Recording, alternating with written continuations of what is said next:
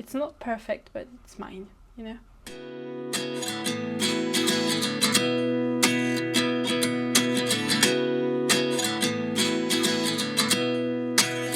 Hi and welcome or welcome back to my channel. My name is Mathilde. I'm a French beginner knitter, and today I'm going to answer a few of your questions whilst I'm knitting the mixed strip Cami by Florence Miller. A couple of weeks ago I asked you if you had any questions for me about knitting mostly, and I got quite a few, so I'll try to answer most of them in this video. I don't know how long it's going to take me. I've been having a bit of wrist pain over the last couple of weeks, so I'm trying to take knitting slowly because whilst my wrist has been mostly okay, now it's my hand that hurts. So I'm not sure how long I'm going to be able to knit on this because it's got quite a lot of knits and purls. So that's the thing that hurts me the most, and obviously I don't want to hurt myself too badly, but I do want to be knitting. I can't help myself. I don't knit when it's hurting, but I can knit an hour or two a day without it hurting, and then when it gets just a little bit tingly, I'm stopping in order to avoid a bigger injury, hopefully. So yeah, I've got my coffee right here, and obviously I've got my knitting, and we're going to answer a few questions. So grab your knitting, let me know what you're knitting in the comments down below, and let's get answering. Maybe before I answer any questions, I can tell you a little bit more about the pattern I'm knitting. This is the mixed strip Cami by Florence Miller. This is her latest release, and it's this gorgeous boat neck camisole that's got a mix of knits and purls, but sometimes also twisted rib, and it creates this really pretty fabric. I am using Knitting 4-Leaf Cotton Merino in the colorway Thundercloud. I've got 3 skeins, and I'm knitting size D. I think it's D, it's like the 4th size at least, because whilst I usually would knit a size 3, my tension is very tight, and I didn't really want to do it on bigger needles than what the pattern recommended because I don't want it to be too see-through. I think it's already maybe a bit too see-through because it's gonna be pulled like that a bit on my body, but that's what I decided to do, and we'll see how it ends up looking. This is the back panel. I'm almost done. I've got a couple of centimeters more to do, I think, before I can do the increases for the armholes, and then I can get started on the shoulders.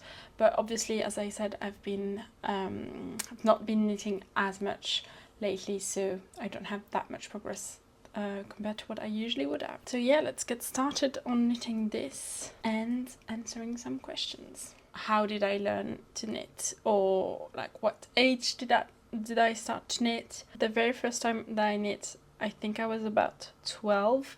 My mom had registered me into like a weekly class where we did crafty things, and I think every month we changed whatever craft it was that we were doing that month. One of them was knitting. So we learned how to make a scarf, which is probably the most boring thing to start knitting with, I think. I don't think that's a particularly motivating knit to start, so if you're a beginner knitter and you're unsure how to get into knitting, I wouldn't recommend that.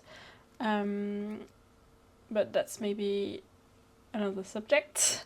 So I did do a scarf. I think I wasn't done in like that month of learning that craft, but I just kept going afterwards on my own until I had a finished scarf, and I remember it looking like all multicolored, quite vibrant. The edges weren't neat at all, but it was just like a long rectangular thing.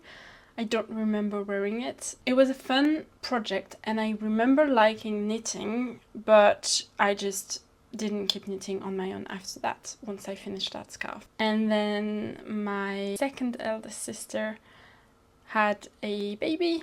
She had a baby boy, and for some reason it got into my head that I really wanted to do something handmade for him to gift as like a birth present. What do you call that in English? I don't know, like a gift for the child when he's born. So I bought some random yarn and the needles required to use with that yarn, and I just knit a rectangle, like a blanket, but without a pattern or anything. And I really enjoyed that, but again, I wasn't aware of Ravelry and knitting podcasts. I didn't really know the scope of what I could knit, I guess, and so I didn't really knit more than that. But then my eldest sister this time, she had another baby, a baby girl, so again I wanted to do something handmade, and so I knit her a blanket, and I even embroidered kind of really badly her name on the blankets once I knew her name. And then that's, I think, what really got me started.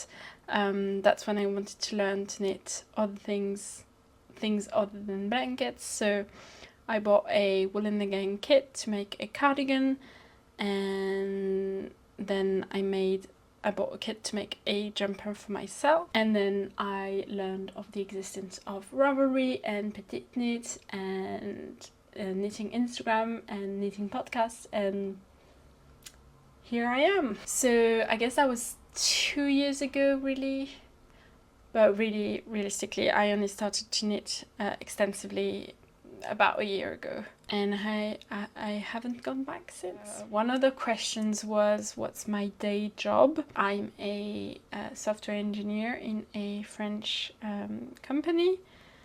I'm a front-end developer, so I do websites and stuff like that. I'm going to be starting to work on the e-commerce website of my company, which is going to be really exciting but also kind of terrifying, but that's okay.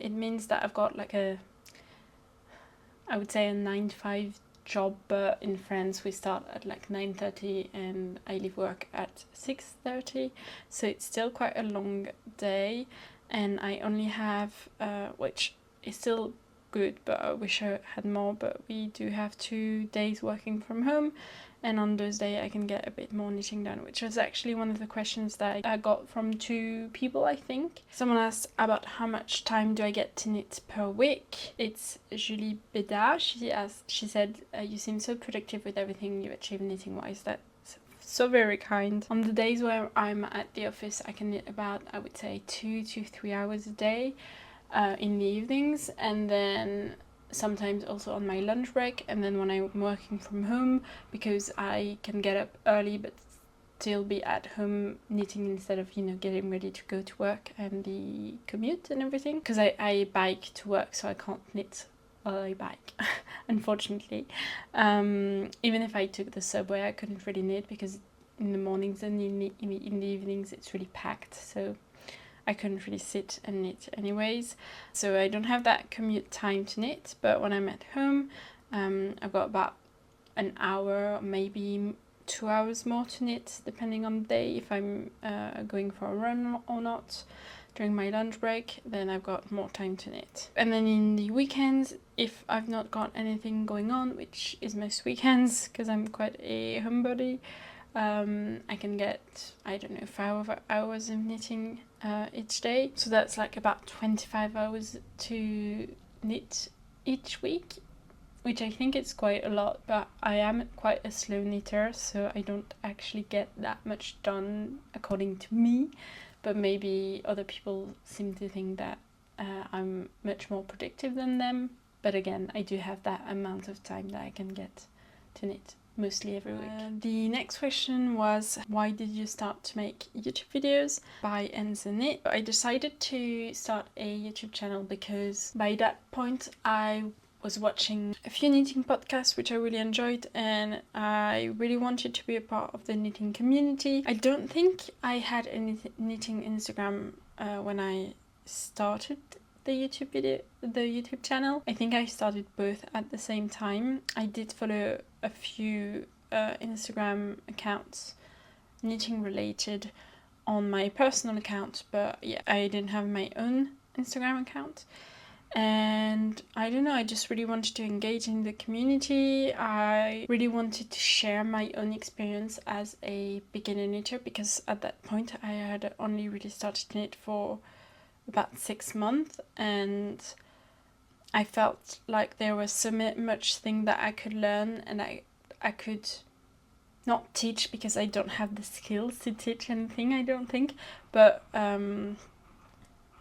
hopefully make other people who are beginners or who maybe feel like they don't have that much time to hone into their skills, and so they could hopefully relate and ask me questions if they had any. And I thought that a YouTube channel would be the best way to do that. And so yeah, I just wanted to engage in the community, and I don't know if it's just my knitting channel or my knitting Instagram, but I have met quite a few people. I've started to talk daily with Sandra from End the Knit because of a test knit we did for Florence Miller. Even other people on my channel found me and then came to chat with me on Instagram, and it's been so lovely to chat with everyone and having friends who knit as well and who understand the struggles of having to frog, or the fact that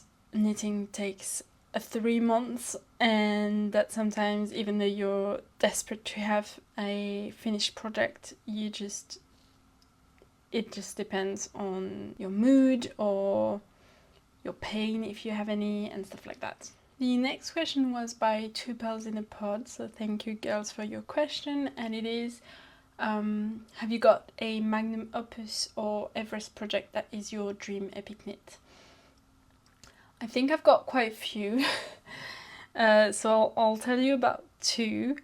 I would really like next year to knit a summer dress, and I think that's very scary for me because whenever I knit jumpers I always get bored and end up knitting them a bit too short. Like, I can wear them, but they are a tiny bit shorter than what I would actually like, and so I'm a bit worried that that's what's gonna happen with the dress. But obviously you can't, well, you can, but a dress does have to be way longer than a jumper, and I would actually like to knit a dress that's quite long because that's just the style that I like on myself. And so I know that that's going to take a while, so I'm thinking either of the Melides dress by VertKnit, that I know it's quite intense, but it's a very well written pattern that's very size inclusive, which I really like. I was thinking about maybe transforming the camisole number 4 pattern into a dress, which I know a few people have done. I'm just not sure yet if my skills are up for that, but I think I'm so in love with the idea that I might attempt it. And then I do also like the look of the Forever Ripped dress by Anne-Catherine Stoll, but I don't think it's been released yet, so we'll see when it's actually released. So either a dress, or I would actually really like to make a blanket, which I know maybe for you guys out there, let me know if I'm wrong, but maybe isn't so daunting of a project. But again, it's something that I know is going to take me like maybe a year to knit. I would really like a very big blanket, so I'm thinking about knitting the Stella quilt blanket by Laura Penrose, because I think it's just very stunning, and I think it would be so pretty to have as like an heirloom piece to, you know, keep giving to other generations. I don't know if there'll be a lot of that, but we don't know. So yeah, I know those 2 projects are quite big projects, and the trouble is I kind of want to start them at the same time, or like have them going next year, and that's going to be 2 very time-consuming projects, and I'm scared about that. I know they're not complicated knits, they're just going to take a while, which does scare me a lot. Then Dayla G asked another question, which was, do you prefer summer knit or winter knit projects? I like summer knitting, but I find myself wearing more winter knits, and I'm also way more excited about winter knits. What I like about summer knitting is that it can be quite quick depending on what you choose to knit. If it's on 3mm, obviously it's going to take a bit longer, but even then it does take less time than a jumper to knit. However, I'm very sensitive to the cold, and so even in the fall, in the winter, I wear a lot of jumpers, and there's nothing quite as nice as, you know, sitting on the couch and it's a rainy, gloomy day, or even a snowy day is even better, but we don't get a lot of those, and you're just knitting on something woolly and warm. Nothing can beat that in my mind, but maybe that will change, we don't know. Rachel Makes Things For asked, what's your favorite item that you've made? I think so far my favorite garment that I've knitted is the sweater number 18 by My Favorite Things Knitwear.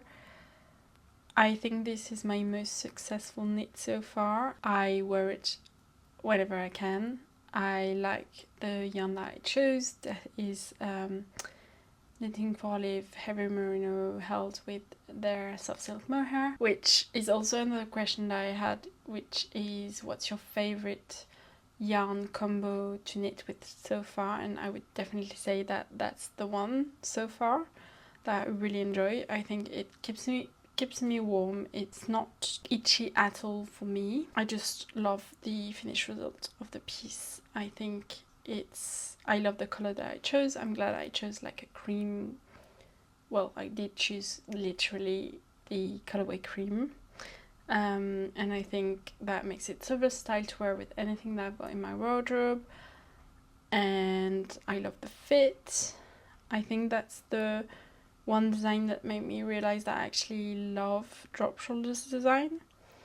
I love the amount of positives that it has, and yeah, everything is perfect. It was also not a full stockinette garment, so it meant that I was very motivated to work on it. I love that knit, and I'm hoping I can recreate something as good as that one, because so far, whilst I've been proud of everything that I've made, this is really the one that gets the most wear. Alice of Spring asked, what are your knitting dreams and goals?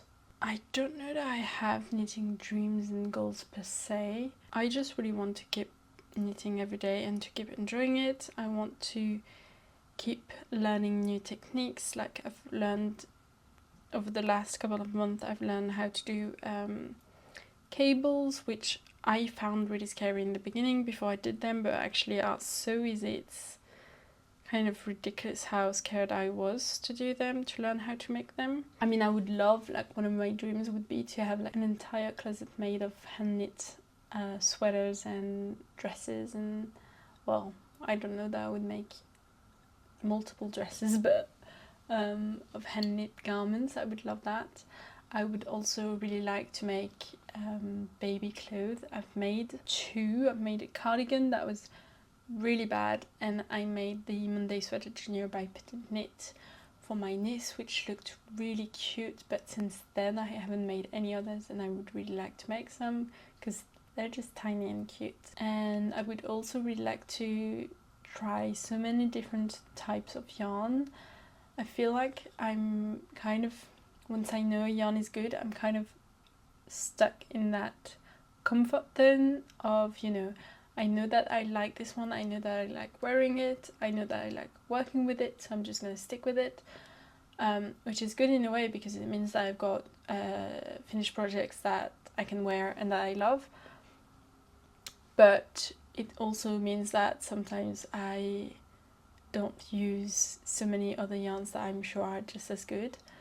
So I do want to try to use more different brands. But yeah, I think that's about it. Enzo Knit Sandra asked about how much do you spend on your knitting hobby monthly? I think I would say I've got like a set, not really a set. I've got like a budget for each month of how much I can spend on my hobby, which knitting is the only hobby that I have, and that's about between 100 and 150 euros per month, which I don't always use, or sometimes I use more, but then the month after that I use less. And then, like, I think in July I didn't buy anything, maybe that's a lie. I don't actually remember. I would say monthly about 100 euros maybe on yarn mostly, and then sometimes knitting supplies, which I know is quite a lot, but as I said, knitting is my only hobby and I don't spend a lot of money on other things. Nael 6548 asked, what do you do when you knit? Do you read, listen to music or podcasts? And do you have any podcast recommendations? I think it really depends on what mood I'm in. So I usually mostly listen to knitting podcasts. I do have a lot of knitting podcast recommendations, but you probably already know them, so I will only mention like the 3 that I watch almost religiously, which is Handmade by Florence. I really love her podcast. I love about everything that she makes and the colors that she choose, and I really enjoy her vibe, I would say. I like that there's a good mix of her own designs as well as other people's designs, if that makes sense. Then obviously I really enjoy watching Two Pearls in a Pod, which I think most of you come from their channel, so you know them already, but they are really, I love their dynamic, they're really funny, I love everything that they make also. I like that there's 2 of them so that, you know, you can get different styles, even though their styles aren't completely different, you do still have, you know, a lot of different projects to watch, and I don't know, different vibes from both of them. I love their friendship, and yeah, I don't know, they're really, really lovely to watch. I really enjoy them. And then the one that I've discovered recently that I binge watched all of her videos is the Knitting Flame, Flaminia. She's quite a young knitter from Italy, and it just feels like I'm talking to a friend, or like I'm watching a friend on like FaceTime or something when I'm watching her videos. And again, I like her style and I like everything that she's knitting, and she just seems like the loveliest person on earth. We've been chatting a little bit on Instagram, and yeah, she's just really nice. So I think that those would be, at the moment, my top 3 podcast recommendations. But then otherwise, you know, when I'm knitting on my book club cardigan, I'm trying to only listen to an audiobook. I don't usually listen to music when I'm knitting unless I'm like having to really concentrate on something, like if I'm learning a new technique or something like that. Then I don't watch anything because I want to be completely focused on knitting. Lately I've been binge watching Criminal Minds. I had never watched that show. I don't think it was particularly popular in France when I was younger, when it came out, or maybe it was just too violent for me to watch, I don't know, so I never really watched it. But then my sister started to watch it and she got me hooked. I started to watch it as well, and I like binge watched 3 seasons in 2 weeks or something. So, you know. But also I haven't been knitting all that time because of my pain. But anyways. So yeah, hopefully that was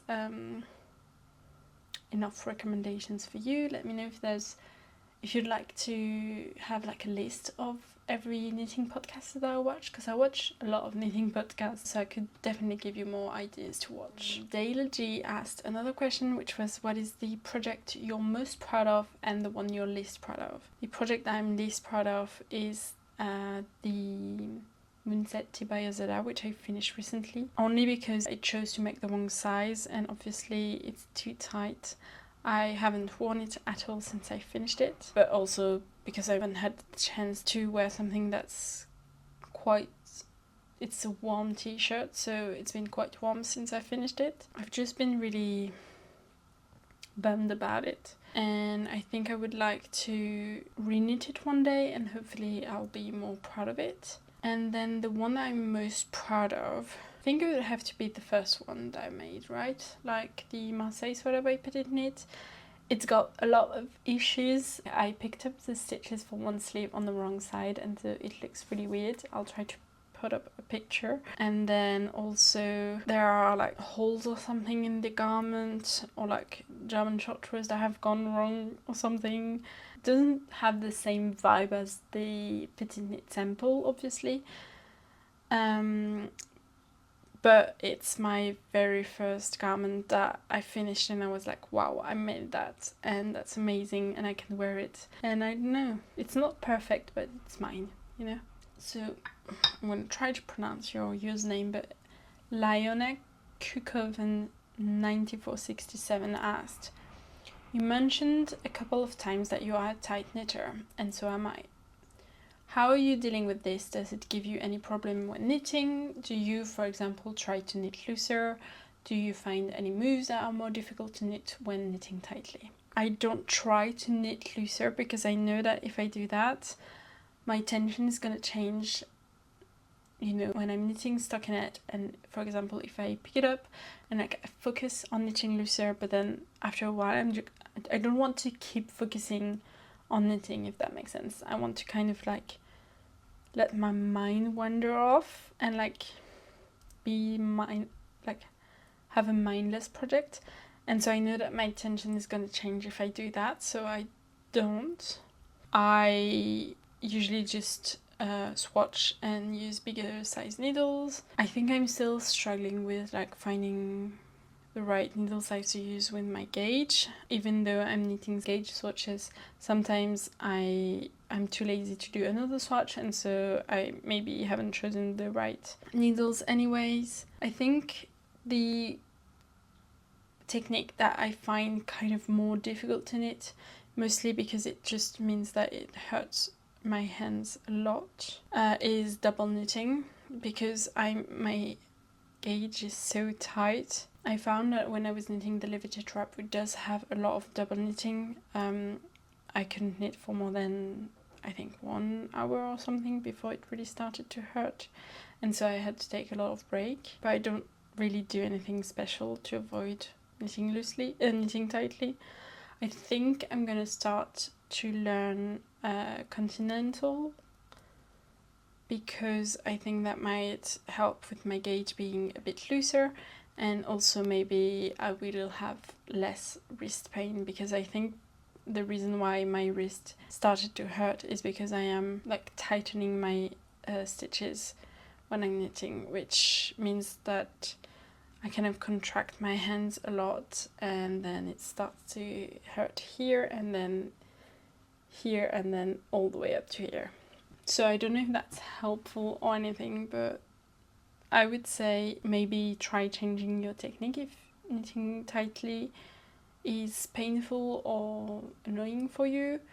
But otherwise, it just means that you have to like make swatches to make sure that you use the right needle size to have the garment that you want. But I don't think it's particularly a struggle. I just like to mention that I'm a tight knitter because I don't know, I guess I want you to have all the information you can have on what I'm knitting, so that you can make your decisions based on that, if that makes sense. The last question is from Sandra again, from Knit, and she asked, what's your favorite and least favorite thing about knitting? My favorite thing is the peace that it brings me. I found myself, since I started to knit, I can't really watch or do anything without knitting, because otherwise it just feels like something is missing. And I just enjoy knitting so much that I can't really think, like when I'm not knitting, I'm really sad. And maybe it's the fact that you have a finished object at the end of it that you can wear. I guess it would be similar to like if you draw or paint, then you have something to put on your walls and it's useful in a way. And obviously when I knit, it means that I've got something to show for it. Whereas, for example, if I go on a run, then I don't have anything concrete to show at the end of it. I don't know, it's just very rewarding hobby. And then the least favorite thing I think would be that it takes so long in a way, because it means that I can't have 10 projects at the same time, even though I really want to, because I know that I will feel overwhelmed and that they're gonna be on my needles for too long, and if they're on my needles for too long, then I'm not that stress-free. I become stressed because of what I've got on my needles, which isn't what I want. But I like that it's something that takes time at the same time, because it's not just you pick something up and then the next day it's finished and you kind of put it away and that's it. It's something that you have to go back to, you know, days and days in a row in order to see the results. So I guess in a way it's my least favorite thing, but also my favorite thing maybe. I don't know. Yeah, I haven't made that much progress. I managed to knit 3 rows of this whilst we were chatting. I'm gonna check if that's enough to start the increases for the armholes. And yeah, thank you so much for joining me and asking me all these questions. I hope you've learned things that were interesting for you. If you have any more questions, drop them down below for maybe a future knitting chat. Just as an FYI, I think my next knitting podcast will be out in about 2 weeks. It's going to be later than usual just because I haven't been able to knit as much because of my pain, and so I felt like I didn't have that much to show. But hopefully, since it is a little bit better and I've knitted a tiny bit more this past week, I will have things to talk about and I will be able to draw and announce the giveaway winners. So thank you so much for tuning in, and I'll see you in the next one. Bye!